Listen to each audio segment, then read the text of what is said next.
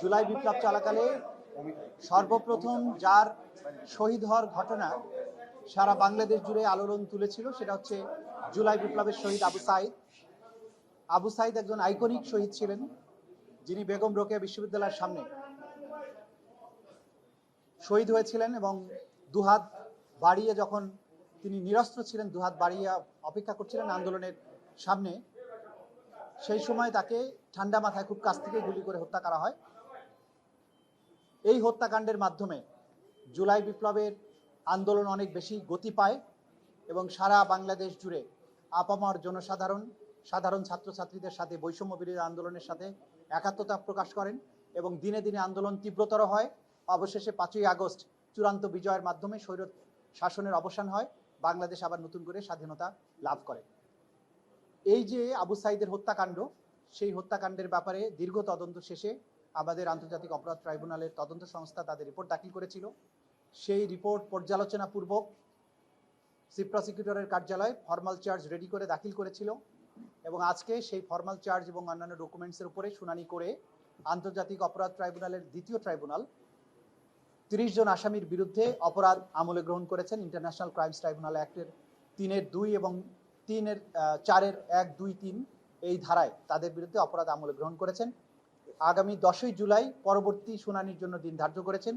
ওই দিন যে 4 জন আসামি গ্রেপ্তারকৃত আছে তাদেরকে গ্রেপ্তার দেখানো পূর্বক তাদেরকে উপস্থিত করানোর জন্য জেল অথরিটিকে নির্দেশ দিয়েছেন এবং বাকি যে 26 জন আসামি আছে তাদেরকে গ্রেপ্তার করে ওই তারিখে হাজির করার জন্য আইন শৃঙ্খলা রক্ষাকারী বাহিনীর প্রতি নির্দেশ দিয়েছেন। সেই দিন আসামিদের উপস্থিতির পরে বিচারের জন্য যে স্বাভাবিক কার্যক্রম সেটা গৃহীত হবে। যদি সকল আসামি গ্রেপ্তার করা না যায় তাহলে পলাতক আসামিদের ব্যাপারে স্টেট ডিফেন্স লয়ার নিয়োগ করার জন্য আদালত আদেশ দিতে পারেন এবং তার মাধ্যমেই আনুষ্ঠানিক বিচারের যাত্রা শুরু হয়ে যাবে। ডিজাইন, এলিগেন্স, বিউটি, সেরা পণ্য সবার জন্য জেভিকো। তো যেহেতু একটা আইকনিক ঘটনার বিচারের তদন্ত আমরা শেষ করতে পেরেছি, আমাদের তদন্ত সংস্থা শেষ করতে পেরেছে, আমরা আনুষ্ঠানিক অভিযোগ দাখিলের মাধ্যমে এই আনুষ্ঠানিক বিচারের যাত্রা শুরু করতে পেরেছি।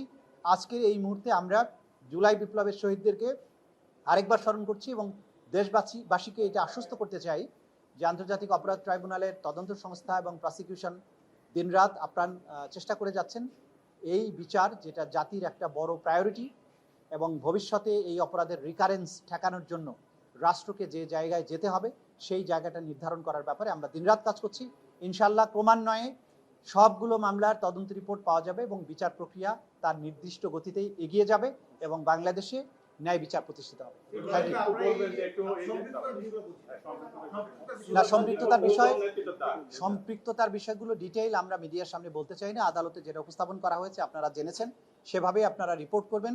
আমরা মিডিয়ার সামনে কার কতটুকু দায় সেটা উল্লেখ করতে চাই না, কারণ এগুলো সব ট্রায়ালে প্রমাণ করতে হবে। সুতরাং এই যে ট্রায়ালের নিজস্ব বিষয়গুলো আমরা মিডিয়ার সামনে উল্লেখ করাটা সমীচীন মনে করি। যারা আমরা আমাদের এই আপনারা সবাই জানেন যে মানবতা বিরোধী অপরাধ সংগঠিত হয়েছে, মূল দায়টা হচ্ছে আইন শৃঙ্খলা রক্ষাকারী বাহিনীর এবং সেখানে পুলিশের যারা ঊর্ধ্বতন কর্মকর্তারা ছিলেন। আমরা কিন্তু খুব স্পষ্টভাবে দেখিয়েছি শেখ হাসিনার নির্দেশ লিথাল ওয়েপন ব্যবহার করা, শেখ হাসিনার নির্দেশটা গিয়েছে প্রথমে স্বরাষ্ট্রমন্ত্রীর কাছে, স্বরাষ্ট্রমন্ত্রীর কাছ থেকে পুলিশের আইজিপির মাধ্যমে পুলিশের সমস্ত কমান্ডের অধস্তন যত কমান্ড আছে তাদের কাছে গিয়েছে। সেখানে বলা হয়েছে প্রাণঘাতী অস্ত্র বা লিথাল ওয়েপন ব্যবহার করে ছাত্রদেরকে হত্যা করার জন্য। সেই নির্দেশের ধারাবাহিকতায় রংপুরে অপরাধটা সংগঠিত হয়েছে। সুতরাং সুপিরিয়র দায় হচ্ছে শেখ হাসিনার, আসাদুজ্জামান খান কামালের, আইজিপির এবং তারপরে পুলিশের রংপুরের যারা ঊর্ধ্বতন কর্তা ছিলেন তাদের ব্যাপারে ঊর্ধ্বতন দায় এখানে এই মামলাতে পাওয়া গিয়েছে এবং তাদের ব্যাপারে চার্জশিট দাখিল করা হয়েছে এবং পাশাপাশি অক্সিলিয়ারি ফোর্স হিসেবে আওয়ামী লীগ, যুবলীগ এবং বিশ্ববিদ্যালয়ের ভিসি সহ বিশ্ববিদ্যালয়ের প্রশাসন এই ছাত্রদের আন্দোলন দমনের ব্যাপারে পুলিশকে কিন্তু সরাসরি নির্দেশনাও দিয়েছে।